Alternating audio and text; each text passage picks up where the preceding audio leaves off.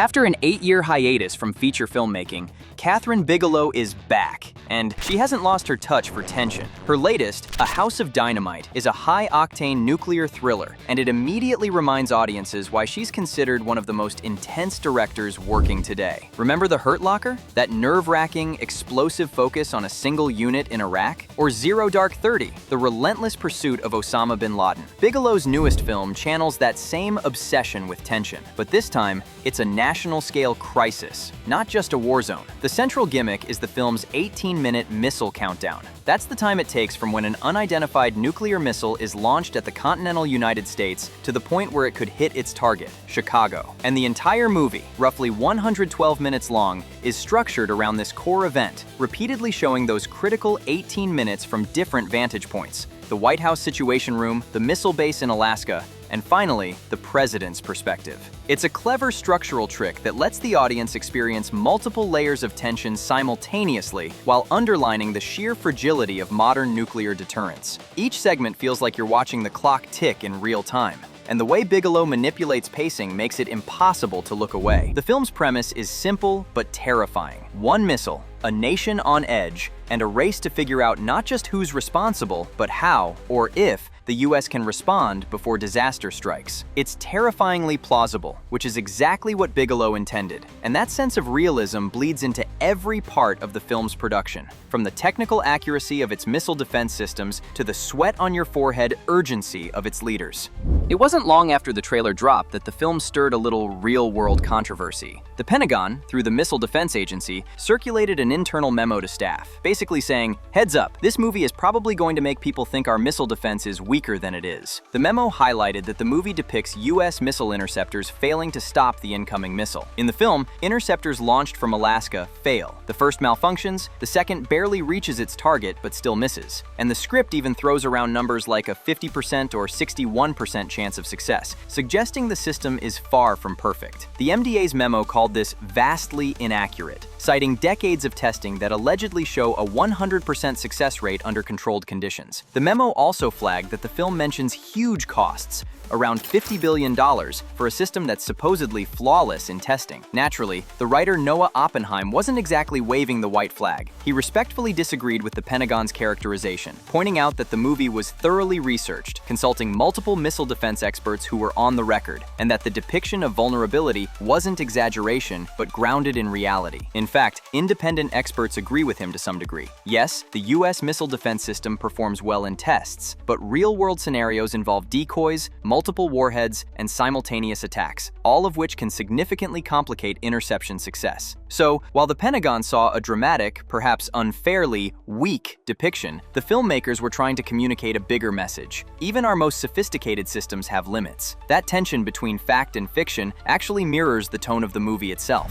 Pulling off a film structured around a repeated 18-minute sequence from multiple perspectives is no easy feat. Bigelow's longtime collaborator Kirk Baxter, who edited A House of Dynamite, had the challenge of keeping 3 overlapping narratives clear and suspenseful. According to Baxter, the key was treating each vantage point as its own micro-arc. Every time the audience returns to the timeline, the sequence needed to feel fresh, not repetitive. He emphasized rhythm and pacing over traditional linear storytelling. On the visual front, Barry Ackroyd, Bigelow's director of photography, delivered signature, handheld, gritty realism. The chaotic energy of the Situation Room, the tight corridors of Stratcom, and the open expanses of the Alaskan missile base all feel lived in and immediate. Ackroyd's camera work creates a sense of urgency, moving fluidly through control rooms, zooming on screens, capturing quick reactions from military staff, and making the audience feel like a fly on the wall of a real national crisis. Bigelow deliberately didn't use actor marks in many shots, letting performers move naturally, and the camera adapted, capturing spontaneous reactions. At Stratcom, for instance, there were over 20 cameras running simultaneously, including digital feeds to emulate teleconferences, so every corner of the room, every gesture, every glance could contribute to the tension. The sets themselves were meticulously constructed to heighten realism.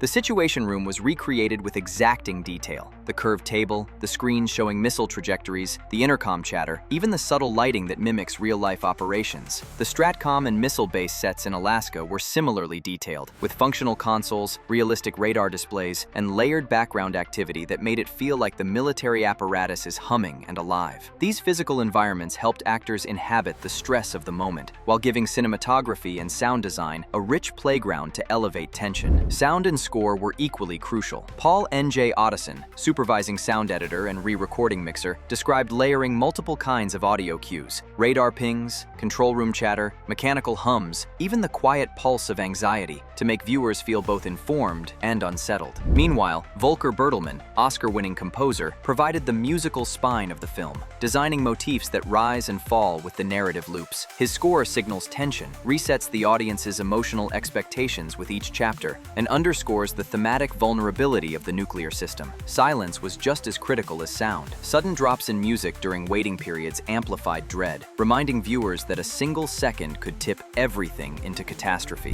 The human element of the film comes through in its central characters, portrayed by Idris Elba as the President and Rebecca Ferguson as Captain Olivia Walker, among others. These aren't stereotypical action heroes. They're actually professionals under unimaginable stress, forced to make life-or-death decisions with incomplete information. Elba's president is plucked from a basketball event, hustled into Marine One, and briefed on a nuclear missile heading for Chicago. Ferguson's Captain Walker is equally grounded, embodying a disciplined, detail-oriented officer who must operate flawlessly amid chaos. Both actors convey the weight of responsibility and the reality that, even in highly trained systems, uncertainty and human emotion intersect. And then there's the ending, which has sparked more debate than almost any other aspect of the movie. Bigelow and Oppenheim intentionally refuse to confirm what actually happens. Does the missile hit its target? Does the president authorize retaliation? Who launched the missile? The film cuts to black before giving definitive answers, leaving audiences in a state of unresolved tension. According to interviews with the cast and crew, this ambiguity was deliberate. The repeated 18-minute timeline and the unanswered questions underscore the central thesis of the film: the fragility of nuclear systems, the limits of human control, and the pervasive uncertainty inherent in modern geopolitics. Critics have called it both frustrating and brilliant, noting that while it doesn't deliver the catharsis typical of thrillers, it successfully conveys the chaos, anxiety, and moral weight of nuclear command. Idris Elba and Rebecca Ferguson, along with other cast members, embraced this approach, highlighting how the lack of resolution mirrors real-life high-stakes decision-making. Rarely do leaders receive perfect information or neat outcomes. When you step back, A House of Dynamite fits snugly into Bigelow's body of work. Like The Hurt Locker, the film thrives on immediacy and the tension of contained spaces. A bomb squad in Iraq then, a missile base and control room now. Like Zero Dark 30, it emphasizes realism and procedural detail, showing the painstaking work and rapid-fire decisions of those in positions of extreme responsibility. In both prior films, Bigelow focused on individuals navigating extraordinary circumstances. Here, she scales up to an entire national crisis, yet the same principles apply: close-up handheld camera work, immersive sound, painstaking attention to realism, and a refusal to simplify human reactions to neat narrative beats. Even the thematic preoccupations overlap: the unpredictability of technology, the human cost of high-stakes systems, and the psychological tension of waiting and watching. By combining repeated timelines, multiple vantage points, and the interplay of sound, score, and editing, A House of Dynamite captures a type of tension that Bigelow has honed for decades. The film also serves as a bridge between her style and contemporary concerns. Nuclear systems, defense protocols, and geopolitical tension are all very much part of the public conversation today. By grounding the narrative in a plausible, though fictional, failure scenario, Bigelow engages viewers not just on an emotional level, but on an intellectual one. Bigelow's return with A House of Dynamite proves that she's still a master at marrying technical craft to human drama. A House of Dynamite is an exercise in controlled chaos, a masterclass in craft, and a vivid reminder that, in Bigelow's hands, even the quietest rooms can feel like the center of a ticking, nation-altering disaster. Thanks for watching Collider. See you next time.